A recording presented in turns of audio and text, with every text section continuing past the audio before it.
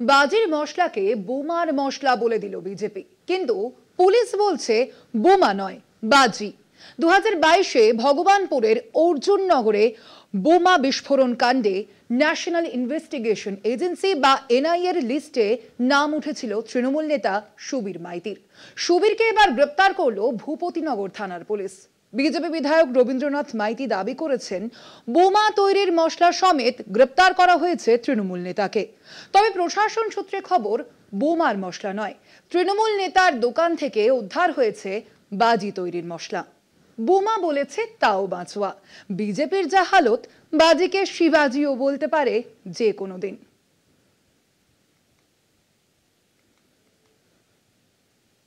তেসরা ডিসেম্বর ভগবানপুর বিধানসভা কেন্দ্রের অর্জুননগর গ্রাম পঞ্চায়েত এলাকার নারুয়াবিলা গ্রামে বোমা বিস্ফোরণের ঘটনা ঘটে। মারা যান তৃণমূল নেতা সহ 3 জন।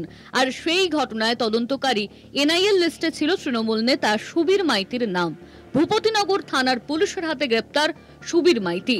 ভগবানপুরের বিধায়ক রবীন্দ্রনাথ মাইতির দাবি, বোমা তৈরির মশলা সহ গ্রেপ্তার হয়েছেন ওই তৃণমূল নেতা। অর্জুননগরের কমননান বার এলাকায় তৃণমূল নেতা সুবীরের একটি দশকর্মা ভান্ডার নামের দোকান রয়েছে। সেই দোকানের আড়ালে বোমা তৈরির মশলা বিক্রি ও সাপ্লাই করতেন বলে অভিযোগ বিজেপির।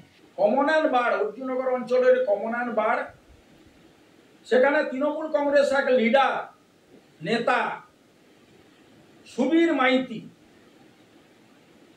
তিনি বোমের মশলা গাড়ি করে নিয়ে যাচ্ছেন, গাড়ি ভর্তি বোমের মশলা।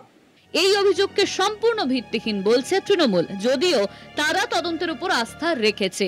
অভিযোগ ভিত্তিহীন এক কথায়। দুই, যারা এই ধরনের অভিযোগ করছে 2021 বিধানসভা নির্বাচনে তারা সন্ত্রাসের মধ্য দিয়ে ক্ষমতায় এসেছিল এই বিধানসভা।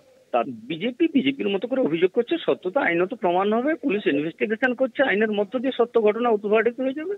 তৃণমূল নেতা গ্রেপ্তার হতেই পশ্চিমবঙ্গে আসন্ন বিধানসভা ভোটের মুখে এই বিষয়টিকে নিয়ে মাঠে নামার তোড়জোড় শুরু করেছে বিরোধী শিবির। যদিও প্রশাসন সূত্রে খবর, বোমা তৈরির মশলা নয়, বাজি তৈরির মশলা উদ্ধার হয়েছে তৃণমূল নেতার দোকান থেকে। পূর্ব মেদিনীপুর থেকে সমীরণ সাউয়ের রিপোর্ট, কলকাতা টিভি।